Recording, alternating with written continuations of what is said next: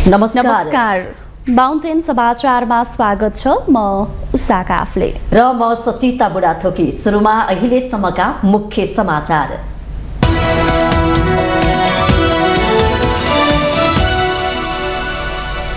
America र चीनको भ्रमण सकेर प्रधानमन्त्री प्रचण्ड स्वदेश फिर्ता, भ्रमण सफल भएको दाबी।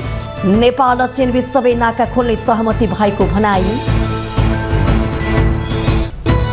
सुन तस्करीको विषयमा छानबिन समितिको कार्यादेशलाई लिएर सत्ता र प्रतिपक्षबीच टकराव बढ्यो। आइतबारको प्रतिनिधि सभा बैठकमा अवरोध गर्ने एमालेको तयारी।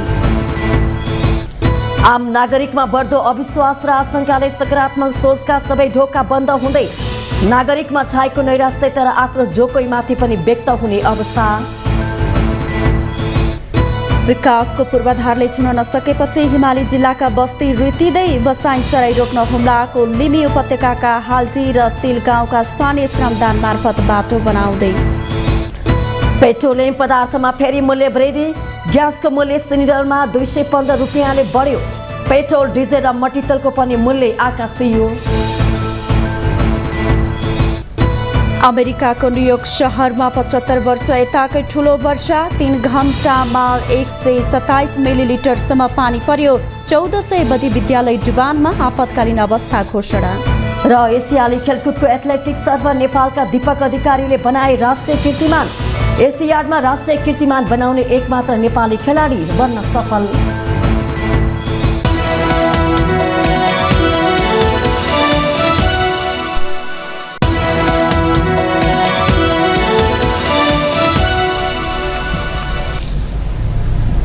अब समाचार विस्तारमा। संयुक्त राष्ट्र संघको महासभापछि चीनको औपचारिक भ्रमणमा जानुभएका प्रधानमन्त्री पुष्पकमल दाहाल प्रचण्ड स्वदेश फर्कनु भएको छ। प्रधानमन्त्री प्रचण्ड चीनको चेन्दुबाट नेपाल फर्किनु भएको हो। त्यसक्रममा त्रिभुवन अन्तर्राष्ट्रिय विमानस्थलमा आयोजित पत्रकार सम्मेलनमा प्रधानमन्त्री प्रचण्डले अमेरिका र चीन भ्रमण सफल भएको दावी गर्नुभयो। उहाँले पोखरा अन्तर्राष्ट्रिय विमानस्थलमा चीनबाट सोझै हवाई उडान गर्ने र दुई देशको हवाई उडानमा सहकारी गर्नेबारे सकारात्मक छलफल भएको बताउनुभयो। चीनसँगको व्यापार, लगानी, अन्तर्देशीय यातायात सञ्जाल र आर्थिक सामाजिक साझेदारी वृद्धि गर्दै लैजाने बारेमा छलफल भएको प्रधानमन्त्री प्रचण्डको भनाइ छ। नेपालको आवश्यकता अनुसार चिनिया पक्षले अरनिको राजमार्ग मर्मत परियोजनाको 4थो चरण सुरु गर्ने सहमति भएको भन्दै उहाँले स्याब्रुबेसी र सुवागढी सडक मर्मतका लागि चिनिया पक्ष तयार भएको जानकारी दिनुभयो। हिल्सा सिमकोट सडकको अध्ययन सम्भाव्यता अध्ययन गरी अघि बढाउने, टोखा छहरी सुरुङ मार्गको सम्भावित अध्ययनलाई तीव्रता दिने, काठमाडौँ चक्रपथ सडकको दोस्रो चरणको कार्य योजनालाई अघि बढाउने सहमति भएको प्रधानमन्त्री प्रचण्डको भनाइ छ। उहाँले नेपाल चीन रेलवे सहयोगका लागि कार्यदलको 8औं बैठक छिट्टै गर्ने सहमति लगायत 12वटा समझदारी पत्रमा हस्ताक्षर भएको बताउनुभयो। प्रधानमन्त्री प्रचण्डले नेपाल र चीन बीचका सबै परम्परागत नाका खोल्ने सहमति भएको जानकारी दिनुभयो। र सम्मान तथा अन्तर्राष्ट्रिय मूल्य मान्यता र कानुनमा आधारित रहने र भविष्यमा यो सम्बन्धलाई अझ उचाइमा लैजाने दिशातर्फ दुवै पक्षले गर्नुपर्ने कार्यका बारेमा पनि गहन छलफल गरियो। सन् 2026 सम्ममा नेपाल अति कम विकसित देशहरूको सूचीबाट विकासशील राष्ट्रमा स्तरोन्नति हुने सन्दर्भमा चीनले गरिबी निवारण र आर्थिक समृद्धिको क्षेत्रमा हासिल गरिएको अद्वितीय सफलताको सन्दर्भमा चीनसँगको व्यापार, लगानी, अन्तर्देशीय यातायात सञ्जाल र आर्थिक सामाजिक साझेदारी वृद्धि गर्दै लैजाने दिशातर्फ हाम्रो सम्बन्ध केन्द्रित रहनुपर्ने मैले राखेको धारणाप्रति महामहिम राष्ट्रपतिले चीनको पूर्ण समर्थन रहने जनाउनु भएको छ। प्रधानमन्त्री प्रचण्डले नेपाल लगायत अति कम विकसित देशहरूले दिगो विकासका लक्ष्यहरूको प्राप्तिमा भोगेका समस्या र त्यसको समस्याका लागि दोहा कार्य योजनालाई मूर्त रूप दिन र विकास साझेदारबाट स्रोत साधन तथा प्राविधिक सहयोग हुनुपर्नेमा अमेरिका भ्रमणमा विशेष जोड दिएको बताउनुभयो। प्रधानमन्त्री पुष्पकमल दाहाल प्रचण्डले राष्ट्रसँग चीन दुवै मुलुकको भ्रमण सफल भएको दावी गर्नुभएको छ। हुन त कुनै पनि नेताले विदेश भ्रमण उपलब्धिविहीन भएको टिप्पणी गर्न नमिल्ने भएकोले प्रधानमन्त्रीको दावी स्वाभाविक नै मान्नुपर्छ। तर विश्वको प्रमुख आर्थिक शक्ति राष्ट्र बन्ने दौडमा रहेको चीन भ्रमणबाट भने दिगो आर्थिक एवं कूटनीतिक लाभ लिन नसकेको विश्लेषण गरिएको छ। एक रिपोर्ट। तेस्रो पटक सरकारको नेतृत्व सम्हालेका प्रधानमन्त्री पुष्पकमल दाहाल प्रचण्डले करिब 5 महिनामा 3वटा शक्ति राष्ट्र भारत, चीन र अमेरिकाको भ्रमण गर्नुभयो। भारत र अमेरिकापछि कूटनीतिक र आर्थिक रूपमा महत्त्वपूर्ण मानिएको चीन भ्रमण सकाएर प्रधानमन्त्री प्रचण्ड शनिबार स्वदेश फर्कनु भएको छ। भारतको झैं चीन भ्रमणमा पनि केही सम्झौता र सहमति भएका छन्, जुन स्वाभाविक पनि हो। नेपाल र चीनबीच पछिल्लो समय कूटनीतिक सम्बन्धमा आएको केही चिसोपन न्यानो बनाउन सकियो कि सकिएन। अमेरिकी सहयोग परियोजना एमसीसी सम्झौताप्रति सुरुदेखि नै चीनको आपत्ति मत्थर भयो कि भएन, अनि चीनसँग 8 वर्ष अघि भएको belt and road initiative BRI सम्झौतामा आश्वस्त भयो कि भएन, प्रमुख सवाल यिनै हुन्। प्रधानमन्त्रीको यसपालिको भ्रमणमा पनि हैन धेरैले अपेक्षा के गरेका थिए भन्दाखेरि BRI सम्बन्धित कुनै एउटा मेगा प्रोजेक्ट चाहिँ हैन मा कमिट गरेर त्यसलाई कार्यान्वयनमा ल्याउने गरिकन तत्काल कार्यान्वयनमा ल्याउने गरे कम्तीमा पनि यति एउटा काम हुनु पर्थ्यो जस्तो दुनियाँको अपेक्षा थियो, जनताको अपेक्षा। तर त्यस्तो खाली सिद्धान्त त त्यसलाई रिइटरेट गर्ने पुनर्पुष्टि गर्ने भन्दा प्रतिका कामहरू कार्यक्रमिक तहमा कुनै नयाँ कुरो कहाँनिर आएको छ जस्तो लाग्दैन। सम्बन्ध बिग्रेको होइन, तर त्यसलाई नयाँ उचाइमा पुर्याउन खालको निम्ति ठोस काम पनि भएको जस्तो म देख्दिनँ। विश्वको प्रमुख आर्थिक राष्ट्र बन्ने तर्खरमा रहेको चीनबाट नेपालले आर्थिक र व्यापारिक फाइदा लिने गरी कूटनीतिक अपनाउन सकेको छैन। तत्कालीन केपी ओली नेतृत्वको सरकारका पालामा भएको पारवान सम्झौता, नाकाहरूमा उच्च स्तरीय सडक पूर्वाधार निर्माण जस्ता विषयमा यस अघिका सम्झौता र सहमति थन्किएर बसेका छन्, कार्यान्वयनमा जान सकेको छैन। प्रधानमन्त्री प्रचण्डबाट यस विषयको उठान भएन। चीनसँग उच्च स्तरीय सडक पूर्वाधार बनाउन नेपालले 15औं पञ्चवर्षीय योजनामै गरेको सहमति कार्यान्वयन हुन सकेको छैन। अर्कोतर्फ BRI कार्यान्वयनमा नेपाल पक्षको बुझाइले दुईपक्षीय कूटनीतिक सम्बन्धलाई थप अन्योलमा पारेको टिप्पणी पनि भइरहेको छ।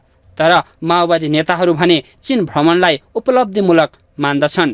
नेपालको विद्युत चाहिँ चीन लैजानेका निम्ति चाहिँ रुट खोल्ने कुरा हैन, मतलब चाहिँ हाई एक्सटेन्सन लाइनहरू बनाउने कुरा लगायत मतलब चाहिँ कृषि क्षेत्रमा सहयोग गर्ने कुरा, औद्योगिक क्षेत्रमा मतलब सहयोग गर्ने कुरा लगायत थुप्रै कुराहरू त्यहाँ भएका छन्। तर अब अहिले चाहिँ के अरे चाहिँ अब देख्दाखेरि मतलब चाहिँ कोही कुरा छलफल गरेर निष्कर्षमा पुर्याउनु पर्ने स्थितिहरू छन्। त्यसो भएको हुनाले अब मान्छेहरूलाई यस्तो लाग्न सक्छ त्यो सत्य कुरा होइन कि अब त्यो असफल भयो भन्ने कुरा चाहिँ एउटा एङ्गलबाट देख्ला, अर्को एङ्गलबाट यो सफल भएको, पूर्ण रूपमा सफल भएको देखिन्छ। खास गरी संयुक्त राष्ट्रसङ्घको महासभामा शान्ति प्रक्रिया, विकासशील राष्ट्रमा स्तरोन्नति हुने प्रक्रिया र जलवायु परिवर्तनले पारेको असरका विषयमा प्रधानमन्त्री प्रचण्डको सम्बोधनलाई सकारात्मक लिन सके पनि चीन भ्रमणबाट आर्थिक एवं कूटनीतिक लाभ लिन भने हासिल गर्न यसपटक पनि चुकेको सरकारवालाहरूको निष्कर्ष छ। माउन्टेन टेलिभिजन HD का लागि बटुकराज गिरीको रिपोर्ट। सरकारले सुन तस्करीको विषयमा उच्च स्तरीय छानबिन समिति बनाउन आलटाल गरेको आरोप लगाउँदै प्रमुख प्रतिपक्षी दल एमाले संसदमा फेरि आक्रामक रूपमा प्रस्तुत हुने भएको छ। यता सत्तापक्ष भने एमाले अनेक बकेडा झिकेर सहमतिमा आउन नचाहेको आरोप लगाउँछ। एमाले आइतबार बोलाइएको प्रतिनिधि सभाको बैठकमा सुनिएर विशेष समय बाहेक सरकारको बिजनेस रहेको कार्यसूचीमा प्रवेश नदिने तयारीमा छ। एक रिपोर्ट। आइतबार दिउँसो 1 बजेका लागि बोलाइएको प्रतिनिधि सभाको बैठकमा शून्य र विशेष समय बाहेक सरकारको बिजनेस रहेको कार्यसूची प्रवेश गर्न नदिने एमाले तयारी गरेको छ। त्रिभुवन अन्तर्राष्ट्रिय विमानस्थलमा रहेको भन्सारको बाटो भएर पटक पटक भएका सुन तस्करीको विषयमा छानबिनका लागि उच्च स्तरीय छानबिन समिति बनाउन माग गर्दै एमाले लगातार संसद अवरोध गरेपछि सरकार सो मागमा सहमत भएको थियो।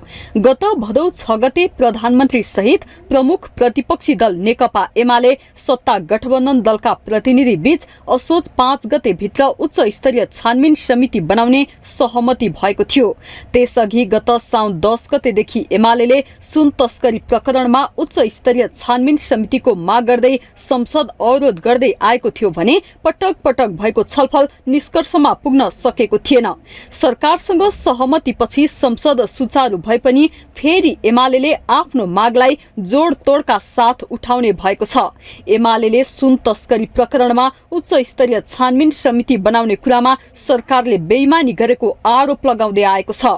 सरकारले राजनीतिक धोका दिएर बहानाबाजी मार्फत प्रमुख प्रतिपक्षी दलमाथि अनेक लान्छना लगाउने काम गरेको एमालेको आरोप छ। आइतबार संसद बैठकमा सरकारले गरेको बेइमानी धोकाको आफूहरूले हिसाब किताब निकाल्ने एमालेको चेतावनी छ। गत भदौ 6 गते मन्त्री परिषद बैठकको निर्णय सुनाउँदै सरकारकी प्रवक्ता समेत रहनुभएकी सञ्चार मन्त्री रेखा शर्माले सुन तस्करी प्रकरणमा उच्च स्तरीय छानबिन समिति बनाउन सरकारले प्रक्रिया अघि बढाउन लागेको बताउनु भएको थियो। सत्ता पक्षले एमालेसँग यसका लागि छलफल भइरहेको तर सीआईबीको अनुसन्धानलाई नमान्ने बताएका कारण प्रक्रियामा अवरोध भएको बताएको छ। तर एमाले भने सरकारको बिजनेस रोक्ने तयारीमा छ। अबको संसद बैठक पूर्ण रूपमा अवरोध नगरी सरकारका कार्यसूचीमा मात्र अवरोध गर्ने एमालेको तयारी छ। आइतबारको बैठकमा पनि एमाले उच्च स्तरीय छानबिन समिति गठनको कुरालाई प्रमुखताका साथ उठाउने भएको छ। यता सत्ता पक्षले भने उच्च स्तरीय छानबिन समिति बनाउनका लागि एमालेसँग निरन्तर छलफल भइरहेको बताएको छ। एमालेसँग सत्ता पक्षले निरन्तर छलफल गरे पनि एमाले सहमति आउन नचाहेको उनीहरूको जिकिर छ। आइतबार बस्ने प्रतिनिधि सभाको बैठकमा सभामुखले राष्ट्रपतिको कार्यालयबाट आएको कार्यभार तोकिएको सम्बन्धी पत्रको बेहोरा पढेर सुनाउने, प्रधानमन्त्री तथा मन्त्री परिषदको कार्यालयबाट प्राप्त कार्यभार तोकिएको सम्बन्धी पत्रहरूको बेहोरा पढेर सुनाउने कार्यसूची रहेको छ। यस्तै विद्यालय शिक्षा विधेयक 2080 लाई प्रस्तुत गर्न अनुमति माग्ने प्रस्तावमाथि प्रेम सुवालबाट प्राप्त विरोधको सूचनाहरूलाई निर्णयार्थ प्रस्तुत गरिने शिक्षा विज्ञान तथा प्रविधि मन्त्री अशोक कुमार राईले विद्यालय शिक्षा विधेयक 2080 पेश गर्ने कार्यसूची सार्वजनिक गरिएको छ। समितिको क्षेत्राधिकारलाई लिएर दुवै पक्षले आफ्नो अडान नछाड्दा संसद सहज रूपले अघि बढ्ने सम्भावना देखिँदैन। माउन्टेन टेलिभिजन एचडी का लागि प्रमिला भण्डारीको रिपोर्ट। नेकपा एमाले कर्णाली प्रदेश अध्यक्षमा 3 नेताबीच प्रतिस्पर्धा हुने भएको छ। अध्यक्ष पदमा कालीकोटका प्रकाश रोकाया, सल्यानका गुलाबजन शाह र कालीकोटका मेनबहादुर शाहीबीच प्रतिस्पर्धा हुने भएको हो। अध्यक्ष पदका लागि 5 नेताको उम्मेदवारी परेको थियो। अध्यक्ष पदको लागि उम्मेदवारी दिएका कर्णाली प्रदेश सभाका पूर्व सभामुख समेत रहिसकेका राजबहादुर साई र कालीकोटका नेता प्रेमबहादुर सिंहले उम्मेदवारी फिर्ता लिनु भएको छ। प्रदेश समिति सचिवका लागि 2 नेताबीच प्रतिस्पर्धा हुने भएको छ। दैलेखका रुद्रबहादुर साई र सुर्खेतका ध्रुव कुमार साईले सचिव पदमा उम्मेदवारी दर्ता गराएका छन्। सचिवमा उम्मेदवारी दिएका सुर्खेतका डन्डी प्रसाद शर्माले उम्मेदवार रुद्रबहादुर साईलाई समर्थन गर्दै आफ्नो उम्मेदवारी फिर्ता लिनु भएको छ। प्रदेशको नेतृत्व सहमतिमा टुङ्ग्याउने प्रयास गरेको एमाले अन्ततः निर्वाचन प्रक्रियाबाट नेतृत्वको टुङ्गो लगाउने भएको हो। प्रदेश अधिवेशनको उद्घाटन गर्दै एमालेका अध्यक्ष केपी शर्मा ओलीले सहमतिका आधारमा नेतृत्व छान्न निर्देशन दिनुभएको थियो। तर नेता बीचमा कुरा नमिल्दा निर्वाचनबाटै नेतृत्व चयन गर्नु परेको एमाले कर्णाली प्रदेशका अध्यक्ष विनोद शाहले बताउनु भएको छ। एमाले प्रथम अधिवेशनबाट 5 पदाधिकारी सहित 135 सदस्य कर्णाली प्रदेश समिति चयन गर्नेछ।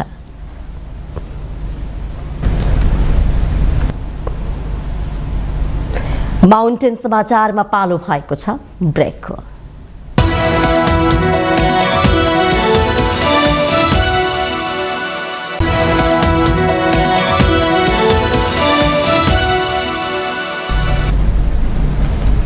ब्रेकपछि स्वागत छ। अब बाँकी समाचार।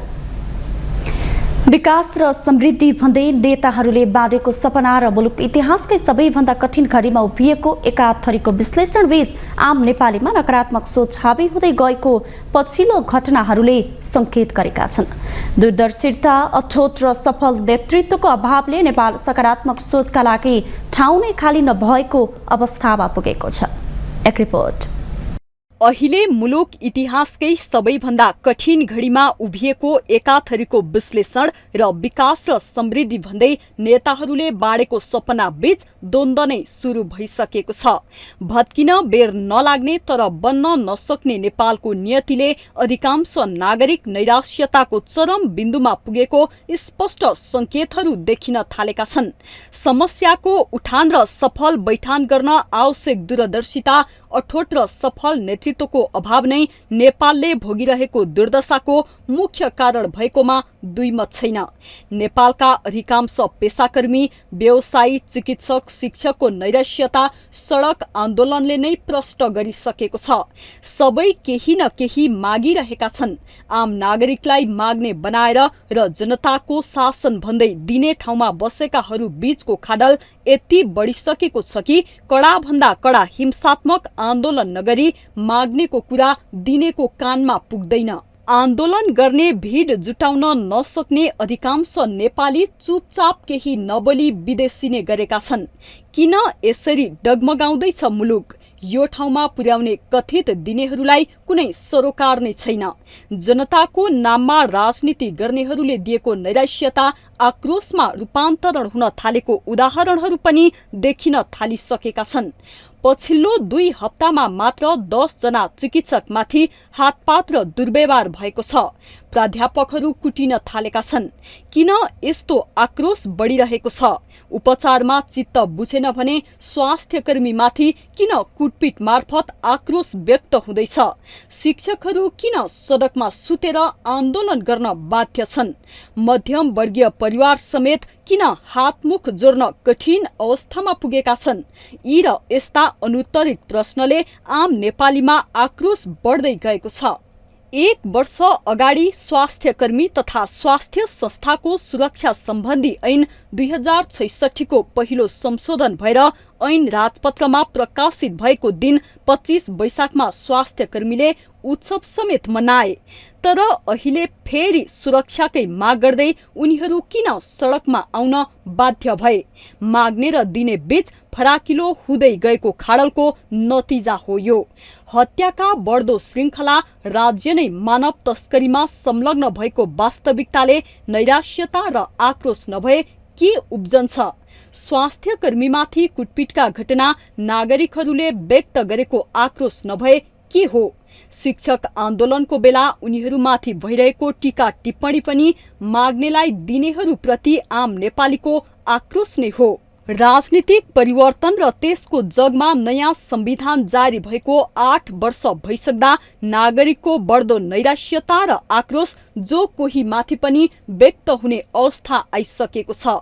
आम नेपाली माग्ने र सत्तामा बसेकाहरू दिने अवस्थामा जबसम्म रहिरहन्छन् तबसम्म नैराश्यता र आक्रोश अझै बढ्दै जाने निश्चित छ। यो अवस्थाका बीच अब नीति निर्माताहरूलाई कहिलेसम्म सुध्रने मौका दिने? आम नागरिकमा बढ्दो अविश्वास र आशंकाले सकारात्मक सोचका सबै ढोका बन्द भइसकेको मनोविज्ञहरूको ठम्याइ छ। देशको शिक्षा, स्वास्थ्य, न्यायालय, कृषि, उद्योग, व्यापारसँगै आर्थिक अवस्था डामाडोल छ। तिनीहरूलाई सही ट्र्याकमा ल्याउने पक्षमा दिन भनेर बसेकाहरूबाट ठोसरा आश्वासन बाहेक केही नपाएका नागरिकहरूको आक्रोश यही अवस्था रहेमा विस्फोट हुन समय लाग्दैन भन्ने देशका ठेकेदारहरूले कहिले बुझ्ने? ढिला नहोस्।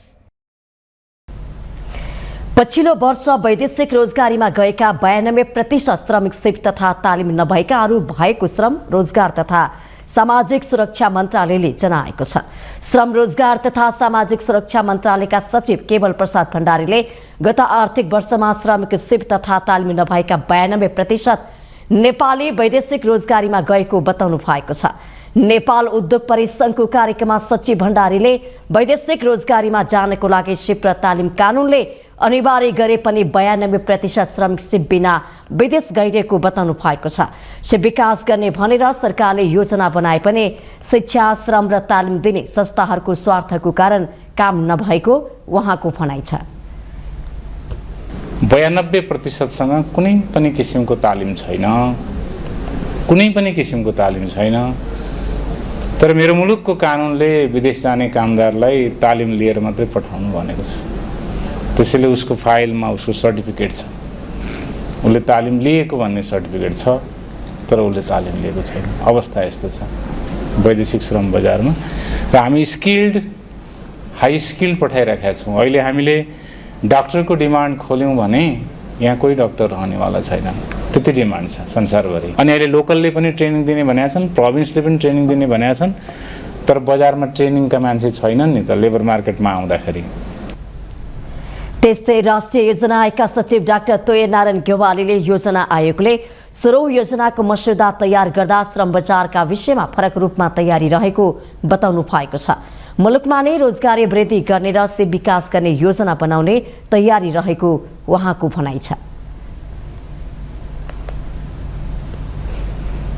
करिब नेपालको सन्दर्भमा हामीले बिजनेस एज युजुअल अलि भएन, काम लागेन, त्यस हुनाले अलि रूपान्तरण हुने किसिमले काम गरौँ भनेर 14वटा थिमहरू छानेका छौँ। र त्यो 14वटा थिमहरूमध्ये एउटा थिम चाहिँ आज हामीले छलफल गरिरहेको थिम हो। त्यसमा हामी लामो नलेखिकन थोरै ब्याकग्राउन्ड लेख्छौँ, अहिलेको एक्जिस्टिङ सिनारियो के छ थोरै त्यो लेख्छौँ, अहिलेको इस्यु च्यालेन्जेसहरू के हो त यहाँहरूले यहाँ 3टा लेखे जस्तो हामी त्यो पनि लेख्छौँ। कार्यक्रममा उद्योगी व्यवसायहरूले नेपाली श्रम बजारमा दक्ष र तालिम प्राप्त श्रमिकको ठूलो अभाव रहेको गुनासो गरेका थिए। उनीहरूले नेपालमा नै रोजगारी सृजना गर्न पहल गर्नुपर्ने माग समेत गरेका छन्।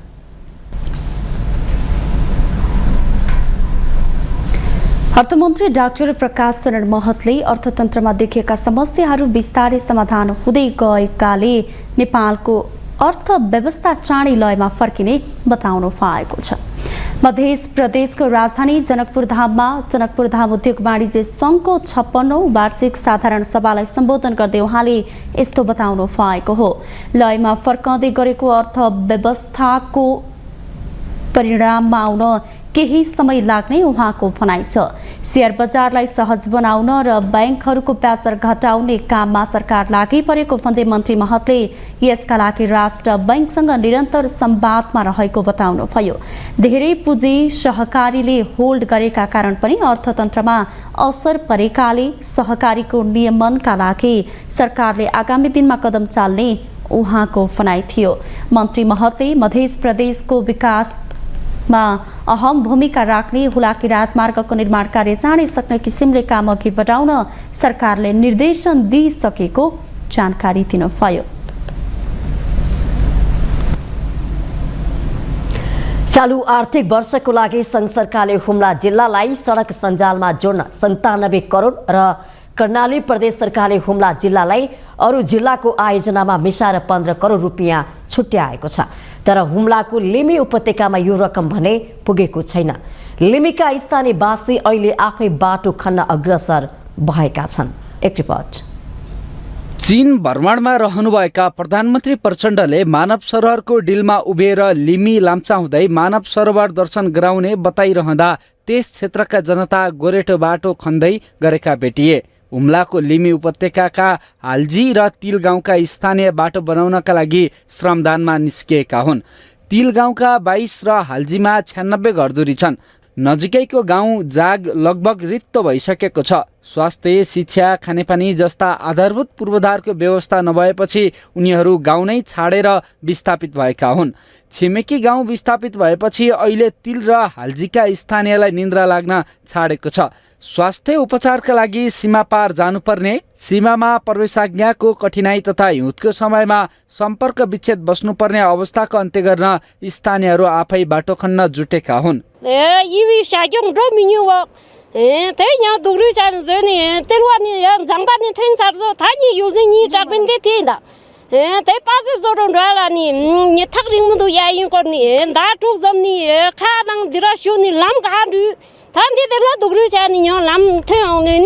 thế như tụi nó trên thế là yêu sao cho ya yêu là rác mình yêu mà là tôi tin pháp mình yêu thế như này bắt đầu chúng nó là bao nhiêu càng nhiều thế rằng bao nhiêu mình đã làm mình tu mang ngang mình tu sửa mình có chăm sóc thế như yêu như thế ta应该là nhớ như chính là bông bát sai chúng nắm dưới nó go sửa thế như là lẹ chết thế đó thì mình đã như là lẹ chết tu bắt đầu tu như này đi làm thế nào thế như là như làm nhau ấy mà अब त्यो गाउँमा यहीँ रह्यो अब जानलाई चाहिँ पैसै छैन अब कसरी जाने अब यहीँ रहनु पर्यो अब यो बाटोमा धेरै अप्ठ्यारो छ जानलाई अब त्यो बाटो चाहिँ अलिकति खोलेपछि त अलिकति सस्तो हुन्छ कि त्यसको मन लाग्यो अब त्यो अब अहिले हाम्रो सबै अब आफै त्यो हातमा के के त्यो लिएर आफै कामै गरेपछि अब यो चाहिँ केही पनि छैन पैसा एक सुख छैन हाम्रो सरकार पनि छैन कुन देशमा पनि पाए नै नामखा गाउँपालिका वडा नम्बर 6 का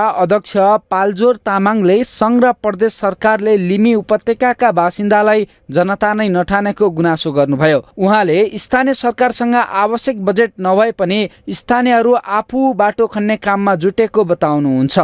जाङ र तिल हल्जी भने तिनै गाउँ मात्र छ लिमी भनेको। अब जाङको गाउँ त पुरै अब तल सन्न लगाइसकेको छ, आजभोलि सबै प्याक गर्दैछ, पुरै तल काठमाडौँ सहर बजारतिर साथै छ। यो लिमी त हामी यहाँ चाइनासँग नाकासँग जोडेको छ। फेरि यो सबै हाम्रो यहाँ अहिलेसम्म सुरक्षा, यो सीमा सुरक्षा पनि हामी यहाँ स्थानीयले मात्र सुरक्षा गरेको छ। फेरि न सरकार, नेपाल सरकार यहाँ पुलिस राखेको छ, न यहाँ आर्मी राखेको छ, न चाहिँ कसैको हेरेको छैन। अहिलेसम्म हामीले हेरेर आएको छौँ। यहाँ बाटो बनाउने काममा वृद्ध वृद्धा पनि सहभागी भएका छन्। नेपालकै अति दुर्गम तर प्रशस्त सम्भावना बोकेको लिमी उपत्यकाका स्थानीयवासीका लागि सरकारले तत्काल आवश्यक र आधारभूत सेवाको प्रत्याभूति नगराउने हो भने केही वर्षमा पुरै बस्ती खाली हुने देखिन्छ। यसले सीमा सुरक्षासँगै ऐतिहासिक र पुरातात्विक महत्त्वका संरचनाहरू जोखिममा पर्नुका साथै जैविक विविधता पनि सङ्कटमा पर्नेछ। माउन्टेन टेलिभिजन एसटीका लागि जिल्ला ब्युरोको रिपोर्ट। कञ्चनपुरको पुनर्वास नगरपालिकाको दुधा नदी किनारमा झन्डै 400 बिघामा लगाइएको धानबाली केमिकल मिसिएको पानीका कारण नष्ट भएको प्रमाणित भएको छ। धानबाली नष्ट भएको क्षेत्रको पानीको नमुना परीक्षण गर्दा पानीमा केमिकल फेटिएको हो। साउन अन्तिम साताको बाढीले डुबान भएको पुनर्वास नगरपालिकाको दुधा नदी किनारमा एकाएक धानबाली सुकेर नष्ट भएको थियो। परीक्षण रिपोर्टबारे जानकारी गराउँदै नगरपालिकाका कृषि शाखा प्रमुख कर्णबहादुर शाहीले धानबाली नष्ट हुनुको कारण केमिकल नै भएको पुष्टि भएको जानकारी दिनुभयो। तर त्यो केमिकल कहाँबाट आएको भनेबारे छानबिन गर्नुपर्ने उहाँको भनाइ छ। शाहीका अनुसार परीक्षण गरिएको पानीमा केमिकल अक्सिजन डिमान्ड CO2 र बायोकेमिकल अक्सिजन डिमान्ड BOD को मात्रा फेटिएको हो। बाढीपछि धानबाली सुक्न थालेपछि नगरपालिकाले साउन 30 गते र भदौ 1 गते 2 पटक पानीको नमुना सङ्कलन गरेको थियो। साउन 30 मा सङ्कलन गरिएको नमुनामा CO2 को मात्रा 144 मिलिग्राम प्रति लिटर र BOD को मात्रा 57 मिलिग्राम प्रति लिटर फेटिएको शाहीले बताउनुभयो। दोस्रो पटक 4 दिनपछि भदौ 1 मा सङ्कलन गरिएको नमुनामा CO2 को मात्रा 11 र BOD को मात्रा 4 फेटिएको छ। सङ्कलन गरिएको दुवै नमुना सुदूरपश्चिम प्रदेश सरकारको कृषि भूमि व्यवस्था तथा सहकारी मन्त्रालय मार्फत भदौ 3 मा परीक्षणका लागि कृषि अनुसन्धान केन्द्र नार्कमा पठाइएको थियो। नार्कमा पानी परीक्षण हुन नसक्ने भएपछि काठमाडौँमै निजी प्रयोगशाला परीक्षण गरिएको हो। धान सुक्न थालेपछि कृषकहरूले नजिकै रहेको भागेश्वर सुगर मिलबाट बगेर आएको केमिकलकै कारण क्षति भएको आरोप लगाउँदै आएका छन्। सुगर मिल भएको क्षेत्र भन्दा माथि धानमा कुनै क्षति नपुगेकाले पनि कृषकदेखि प्राविधिकहरू मिलबाटै केमिकल बगेको हुन सक्ने अनुमान गरिरहेका छन्। शाहीले नगरपालिका स्तरीय विपद व्यवस्थापन समितिको बैठक बसेर केमिकलका बारेमा थप जानकारी गरिने बताउनुभयो। यस वर्ष मनसुन केही ढिलो बाहिरिने जल तथा मौसम विज्ञान विभागको मौसम पूर्वानुमान महाशाखाले जनाएको छ। नेपालबाट मनसुन बहिर्गमनको औसत मिति अक्टोबर 2 तारिक भए पनि यसपालि ढिला गरी बाहिरिने भएको हो।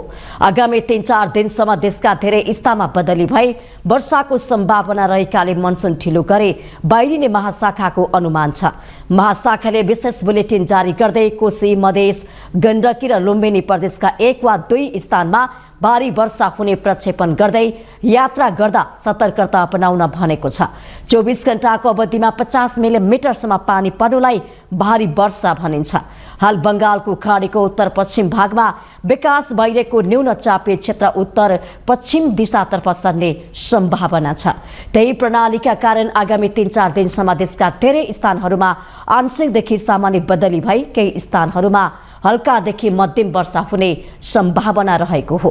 वर्षाको कारण पहाडी भूभागमा पहिरो जान सक्ने जोखिम पनि छ। त्यसैगरी ठूला तथा साना नदीनाला र खोलाहरूमा पानीको सतह बढ्न सक्ने, सडक र हवाई यातायात समेत प्रभावित हुन सक्ने सम्भावना छ। बाले भित्राउने समय पनि भएकाले आवश्यक सतर्कता अपनाउन र पूर्व तयारी गर्न महाशाखाले सरकारवाला सबैलाई अनुरोध गरेको छ। माउन्टेन समाचारमा पालो भएको छ अर्को ब्रेकको।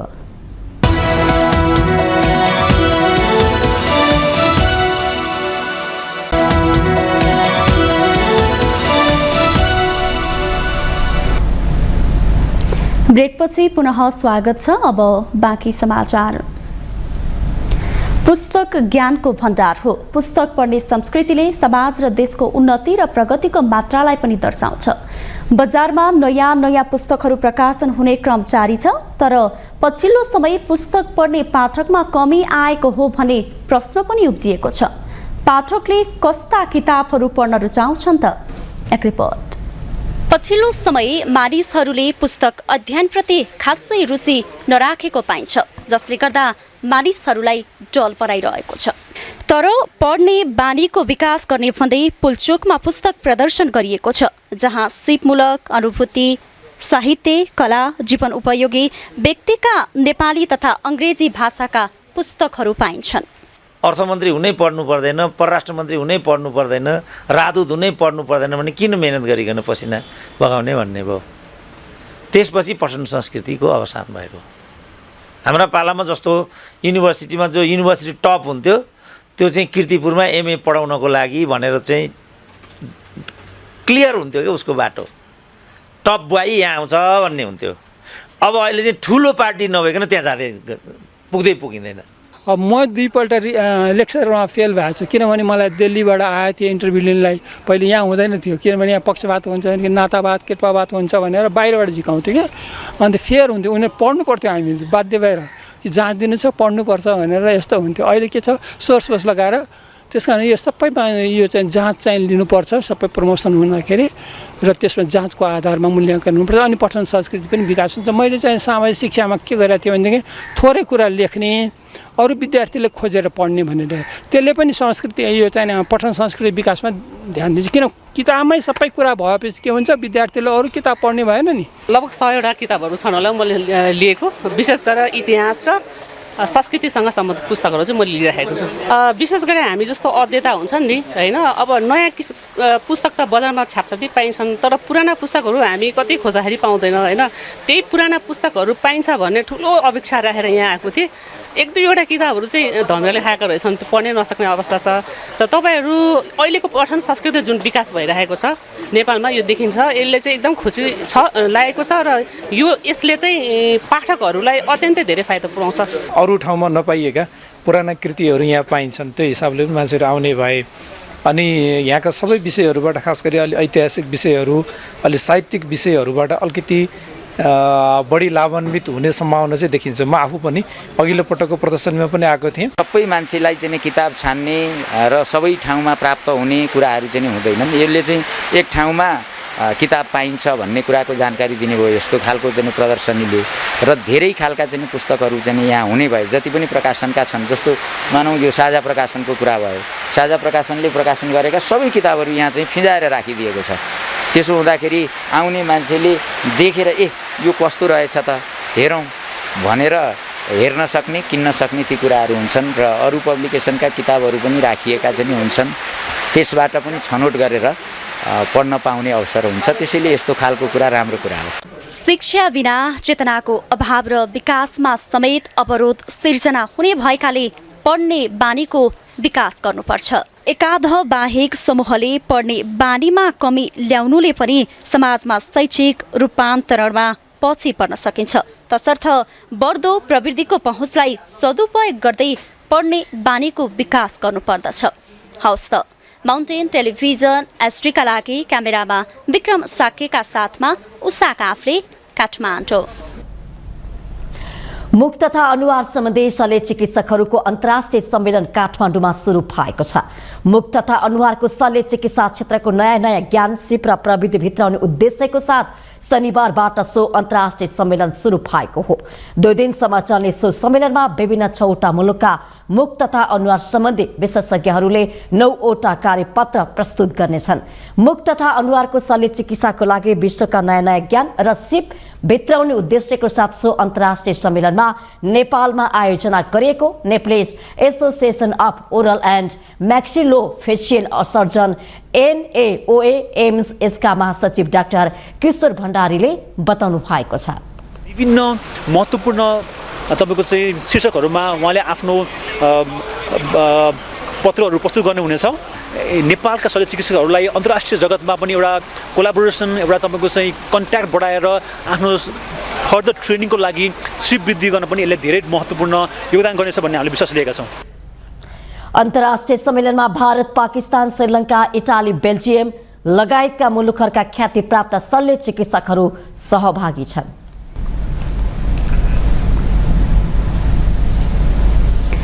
भारतदेखि आएका तीर्थयात्रीले ताप्लेजुङ स्थित प्रसिद्ध पाथिभारा मन्दिरमा चढाएको 35 क्विन्टल भन्दा बढी भारतीय सिक्का सटहीमा समस्या भएको छ पाथिभारा क्षेत्रमा चढाएको सिक्का पाथिभारा क्षेत्र विकास समितिले संकलन गरेर राखेको छ एकमुष्ट सटहीका लागि नेपाल राष्ट्र बैंक कोशी प्रदेश कार्यालय विराटनगरसँग समन्वयको प्रयास गरेको क्षेत्र विकास समितिले जनाएको छ पाथिभारा क्षेत्र विकास समितिका अनुसार गत असार मसान्तसम्मको सिक्का सदरमुकाम फुङलिङ ल्याएर गोदाम गरिएको छ मन्दिरदेखि सदरमुकामसम्म ढुवानी गर्न करिब 1 लाख रुपैयाँ खर्च भएको छ पैसा खेर जान नदिन समितिले अरू नै विकल्प खोज्नुपर्ने सुझाव राष्ट्र बैंकका कर्मचारीको छ समितिसँग भारतीय रुपैयाँका नोट पनि 19,64,000 रुपैयाँ छ 1 रुपैयाँदेखि 1000 रुपैयाँसम्मका नोट पनि सटही गर्न बाँकी रहेको समितिले जनाएको छ नोट सटही हुने भए पनि अधिकांशमा रङ लागेकाले सटही नहोला कि भन्ने चिन्तामा समिति छ समितिलाई यसअघि नेपाली सिक्का सटहीमा पनि यस्तै समस्या भएको थियो नेपाल राष्ट्र बैंकले नलिए सफा बनाएर भारतदेखि आउने तीर्थयात्रीलाई नै नोटसँग खरिद गरिदिन अनुरोध गर्नुपर्ने अवस्था आउन सक्ने पाथिभारा समितिका सदस्यले बताएका छन्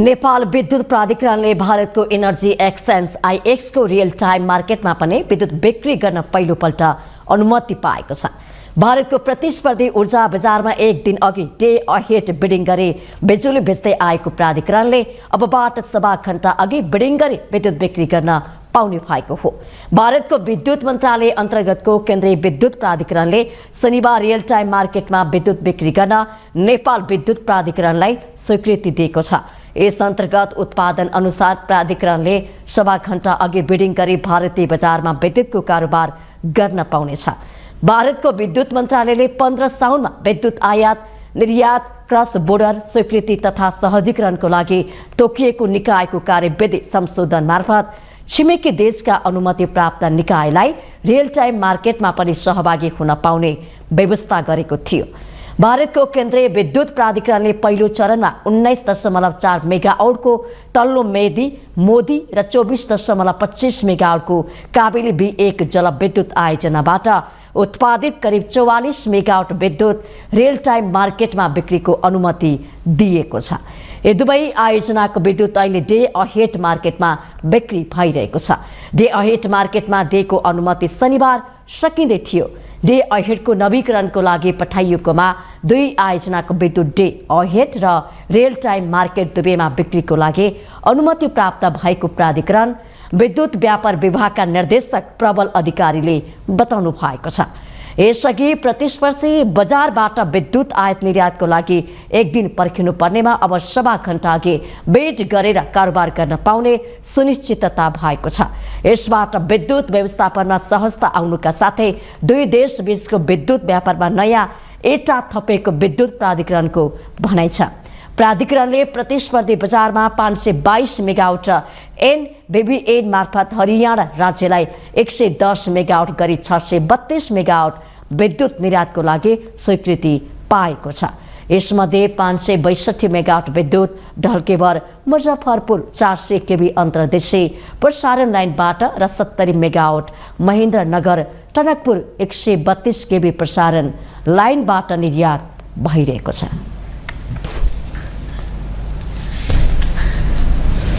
दशैं तिहार तथा छठको मुखैमा नेपाली बजारमा करिब 2.5 अर्बको विद्युतीय गाडी फित्रिएका छन्।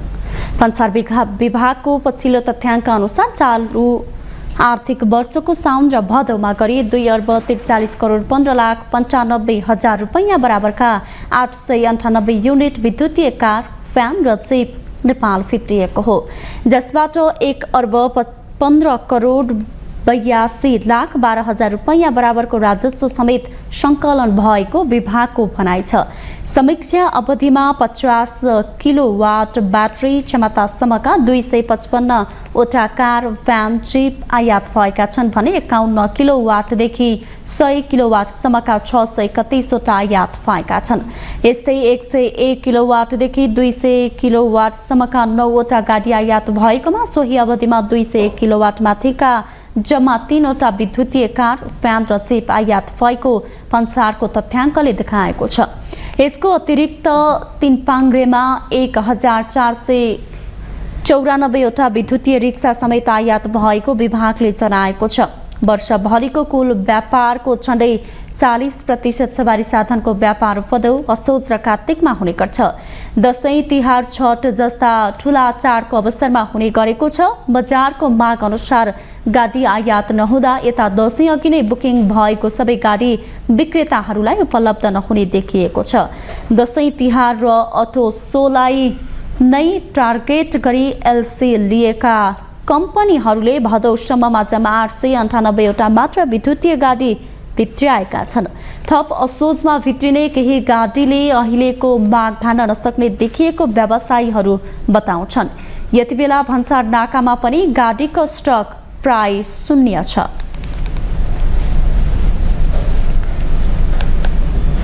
हामीसँग आर्थिक, अन्तर्राष्ट्रिय र खेल समाचार बाँकी नै छन्। माउन्टेन समाचारमा पुनः पालो भएको छ ब्रेकको।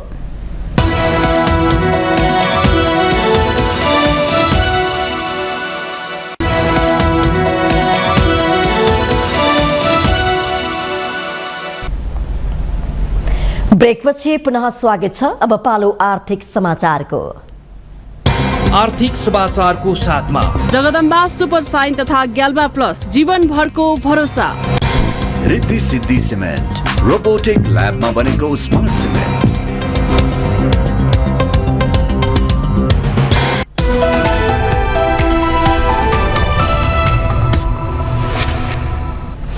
नेपाल आयल निगमले पेट्रोलियम पदार्थको मूल्य वृद्धि गरेको छ।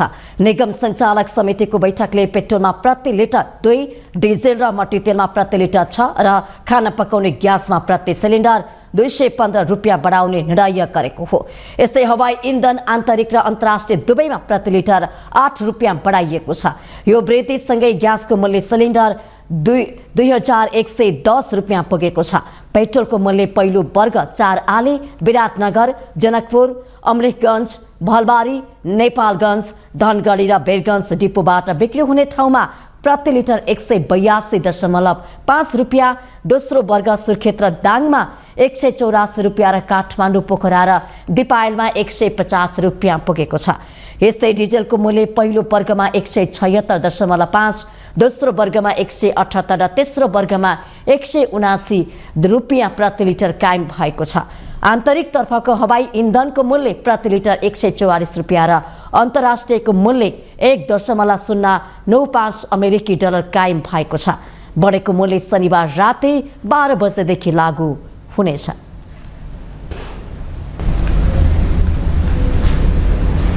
अब अन्तर्राष्ट्रिय समाचार।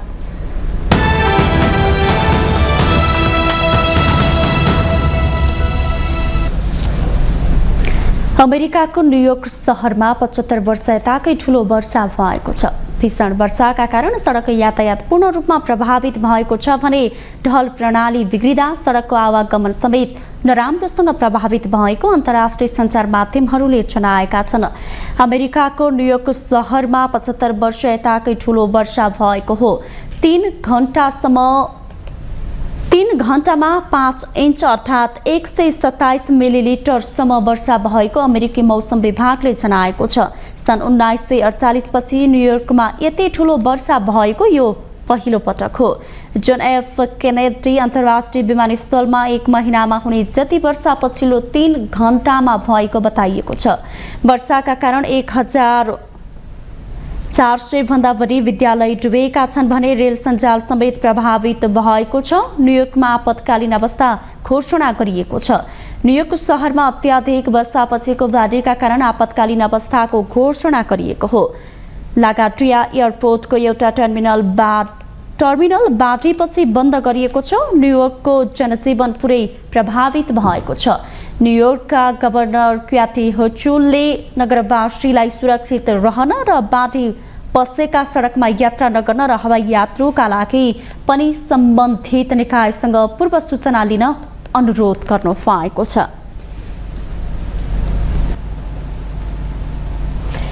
केही दिन यता भारत र क्यानाडा बीचको सम्बन्धमा आएको चिसो प्रणाली सन् 1985 मा एयर इन्डियाको विमानमा भएको घातक विस्फोटनको घटना सम्झाइदिएको छ। गत साता क्यानाडामा एक पृथकतावादी सिख नेताको हत्यापछि दुई देश बीचको सम्बन्ध निकै तिक्ततापूर्ण भएको छ। एक रिपोर्ट। भारतभित्र छुट्टै खालिस्तान देश बनाउनु पर्ने मागको पैरवी गर्दै आएका हरदीप सिंह निज्जरको ब्रिटिस कोलम्बियामा गोली हानी हत्या भएपछि त्यस यता भारतका कैयौं टिप्पणीकारहरूले सन् 1985 को आक्रमणको विषय स्मरण गरेका छन्। हमलामा परेको बोइङ 747 विमानको नाम प्राचीन कालका सम्राट कनिष्कको नामबाट राखिएको थियो। उक्त घटनालाई कनिष्क विस्फोटन पनि भनिएको थियो। उक्त घटनापछि पनि त्यतिखेर दिल्ली र ओटावा बीचको सम्बन्ध बिग्रिएको थियो। सन् 1985 को जुन 23 तारिक क्यानाडाबाट लन्डन हुँदै भारत आइरहेको एयर इन्डियाको विमान फ्लाइट 182 आयरल्यान्डको तटनिर आकाशमै विस्फोट हुँदा त्यसमा सवार सबै 329 जनाको ज्यान गएको थियो। उक्त विस्फोटन एउटा सुटकेसमा लुकाइएको बमबाट भएको थियो। टिकट लिएका एकजनाले उक्त सुटकेस विमानमा पठाए तर आफू चढेनन्। मारिने मध्ये 268 जना क्यानाडाका नागरिक थिए। तीमध्ये अधिकांश भारतीय मूलका थिए भने अन्य 24 जना भारतीय नागरिक पनि थिए। समुद्रबाट जम्मा 131 शव मात्र निकाल्न सकिएको थियो।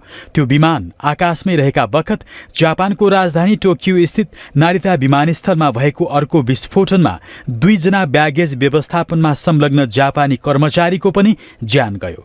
पछि अनुसन्धानकर्ताहरूले उक्त विस्फोटन फ्लाइट 182 मा भएको आक्रमणसँग सम्बन्धित भएको बताए। त्यो बमले ब्याङ्कक उड्न लागेको एयर इन्डियाको अर्को उडानलाई लक्षित गरेको तर चाँडै पड्किएको उनीहरूले बताए। भारतीय सेनाले सन् 1984 मा पन्जाब स्थित स्वर्ण मन्दिरमा गरेको घातक हस्तक्षेपको प्रतिरोध लिन खालिस्तान राज्यको माग गर्दै सिख पृथकतावादीहरूले ती विस्फोटनको योजना बनाएको क्यानाडाका अनुसन्धानकर्ताहरूले आरोप लगाएका थिए। विमानमा भएको आक्रमणको केही महिनापछि royal Canadian mounted policy RCMP ले हाल भारत र क्यानाडामा प्रतिबन्धित बबर खालसा नामक उग्रवादी समूहका नायके तलविन्दर सिंह परमार र एकजना बिजुली बनाउने मानिस इन्दरजित सिंह रयातलाई हात हतियार, विस्फोटक पदार्थ एवं घातक षड्यन्त्रका विभिन्न अभियोगमा गिरफ्तार गरेको थियो। तर परमार विरुद्धका मुद्दा कमजोर थिए र उनी रिहा भए। भारतले त्यतिखेर उनको सुपुर्दगीको माग गरेको थियो। अहिले आएर अनुसन्धानकर्ताहरू परमार नै ती आक्रमणका मुख्य योजनाकार भएको ठान्छन्।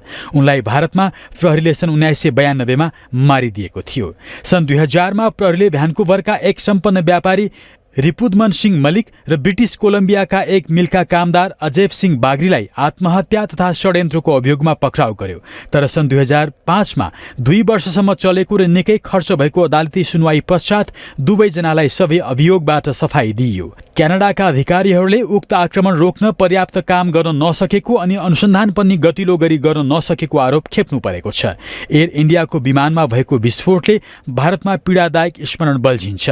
मारिएका अधिकांश मानिस क्यानाडाका नागरिक भए पनि धेरैजना भारतीय मूलका थिए र उनीहरूका आफन्त भारतमा थिए। भारत र क्यानाडा बीच विवाद चुलिएपछि सञ्चार माध्यममा अहिले सन् 1985 को विमान विस्फोटको घटना चर्चामा छ। माउन्टेन टेलिभिजन एचडीका लागि अन्तर्राष्ट्रिय ब्युरोको रिपोर्ट। भारतको नयाँ दिल्लीमा रहेको अफगान दूतावास शनिबारदेखि बन्द भएको छ। भारत सरकारको असहयोगका कारण दूतावास बन्द गर्नु परेको दूतावासका एकजना सञ्चार अधिकृतले बताएका छन्।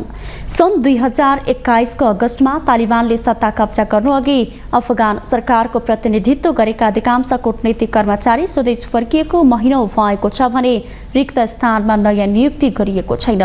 भारतले अफगानिस्तानको तालिबान सरकारलाई मान्यता दिएको छैन। त्यहाँ तालिबान सरकार सत्तामा फर्किएपछि भारत सरकारले आफ्नो कूटनीतिक उपस्थिति निलम्बन गरेको छ। जुन 2022मा नयाँ दिल्लीले अफगानिस्तानको राजधानीमा भारतीय मानवीय सहायता समन्वय गर्न एउटा प्राविधिक टोली मात्र परिचालन गरेको छ। यही असोज 8 गते भारतीय विदेश मन्त्रालयलाई एक पत्र पठाउँदै अफगानिस्तानको राजदूतावासले भारत सरकारबाट कूटनीतिक व्यवहार र संरचनागत सहयोगको अभावमा यही सेप्टेम्बर 30 देखि दूतावास बन्द हुने जानकारी दिएको छ। गत जुनमा भारतका लागि अफगान राजदूत फरिद मामुन्द जाई नयाँ सत्तासँग आफ्नो कुनै राजनीतिक सम्बन्ध नभएको बताउँदै भारतबाट बेलायततर्फ प्रस्थान गरेका थिए। अफगान दूतावासले शिक्षा, कन्सुलर सेवा, मानवीय सहायता र अफगान व्यापारीहरूलाई व्यापार वाणिज्यका मुद्दामा मद्दत गर्न नसकेको, भारतका विभिन्न विश्वविद्यालयमा उच्च शिक्षा अध्ययनको प्रतीक्षा गरिरहेका अफगान विद्यार्थीलाई सहयोग गर्न नपाएको लगायत भारत सरकारका सम्बन्धित निकायको प्रशासनिक एवं कूटनीतिक असहयोगका कारण दूतावास बन्द गर्न बाध्य भएको भारतीय विदेश मन्त्रालयलाई लेखेको पत्रमा उल्लेख छ। उक्त पत्र नयाँ दिल्ली र काबुल स्थित सञ्चार माध्यमलाई पनि उपलब्ध गराइएको छ। अफगानिस्तानमा शासन परिवर्तनपछि भारतले विद्यार्थी भिसा जारी गर्न बन्द गरेपछि भारतका शैक्षिक संस्थाहरूमा भर्ना भएकाहरूलाई नयाँ दिल्ली फर्कन असम्भव बनाएको थियो। यस सम्बन्धमा भारतीय विदेश मन्त्रालयले जवाफ दिन अस्वीकार गरेको छ। अब पालो खेल समाचारको।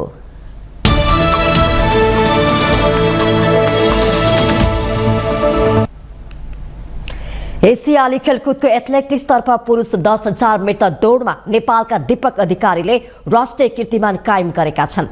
आङझाङ ओलम्पिक स्पोर्ट्स सेन्टरमा भएको खेलमा दीपकले निर्धारित दूरी 29 मिनेट 35.06 सेकेन्डमा पूरा गर्दै नयाँ राष्ट्रिय कीर्तिमान बनाएका छन्। उनले सन् 2014मा दक्षिण कोरियाको इन्चोनमा भएको 17औं एसियाली खेलकुदमा गोपी चन्द्र पार्कीले बनाएको कीर्तिमान भङ्ग गरेका हुन्। गोपीले 30 मिनेटमा 30.99 सेकेन्डको कीर्तिमान बनाएका थिए। दीपक 9 वर्षपछि सो कीर्तिमान तोड्न सफल भएका छन्। एसियाडमा दीपक नयाँ राष्ट्रिय कीर्तिमान बनाउने एकमात्र नेपाली खेलाडी समेत बनेका छन्।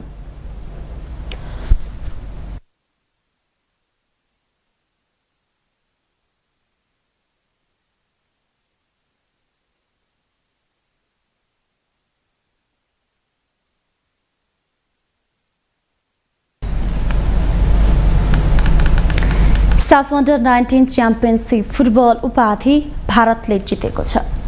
फाइनलमा पाकिस्तानलाई 2-0 गोल अन्तरले हराउँदै भारतले तेस्रो पटक साफ अन्डर 19 फुटबल उपाधि जितेको हो। पाकिस्तान विरुद्ध फाइनलमा भारतले 64औं मिनेटमा गोल गर्दै अग्रता लियो। भारतलाई जित दिलाउन सुरुवाती दुवै गोल परिवर्तित खेलाडी मागेथाङ किप गेनले गरे।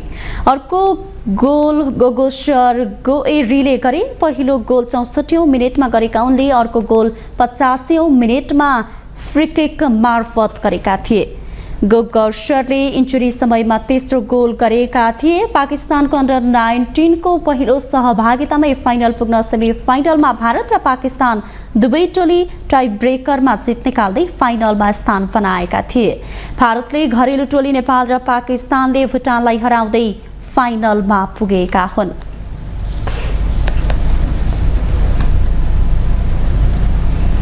माउन्टेन समाचारमा पालो भएको छ पुनः ब्रेकको।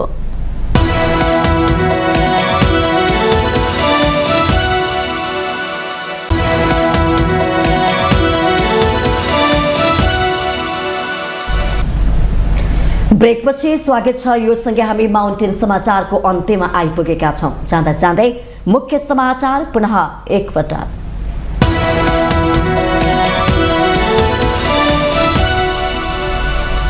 अमेरिका र चीनको भ्रमण सकिएर प्रधानमन्त्री प्रचण्ड स्वदेश फिर्ता, भ्रमण सफल भएको दावी। नेपाल र चीनबीच सबै नाका खोल्ने सहमति भएको भनाई।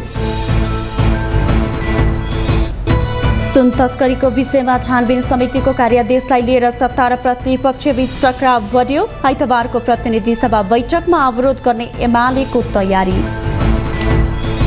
आम नागरिकमा बढ्दो अविश्वास र आशंकाले सकारात्मक सोचका सबै ढोका बन्द हुँदै नागरिकमा छाएको नैराश्यता र आक्रोश जो कोहीमाथि पनि व्यक्त हुने अवस्था। विकासको पूर्वाधारले छुन नसकेपछि हिमाली जिल्लाका बस्ती रितिँदै बसाई चराई रोक्न हुम्लाको लिमी उपत्यकाका हाजी र तिल गाउँका स्थानीय श्रमदान मार्फत बाटो बनाउँदै। पेट्रोलियम पदार्थमा फेरि मूल्य वृद्धि, ग्यासको मूल्य सिलिन्डरमा 215 रुपियाँले बढ्यो। पेट्रोल, डिजेल र मट्टितेलको पनि मूल्य आकाशियो। अमेरिकाको न्युयोर्क सहरमा 75 वर्ष यताकै ठूलो वर्षा, 3 घण्टामा 127 मिलिलिटरसम्म पानी पर्यो। 1400 बढी विद्यालय डुबानमा, आपतकालीन अवस्था घोषणा। र एसियाली खेलकुदको एथलेटिक्सतर्फ नेपालका दीपक अधिकारीले बनाए राष्ट्रिय कीर्तिमान। एसियाडमा राष्ट्रिय कीर्तिमान बनाउने एकमात्र नेपाली खेलाडी बन्न सफल।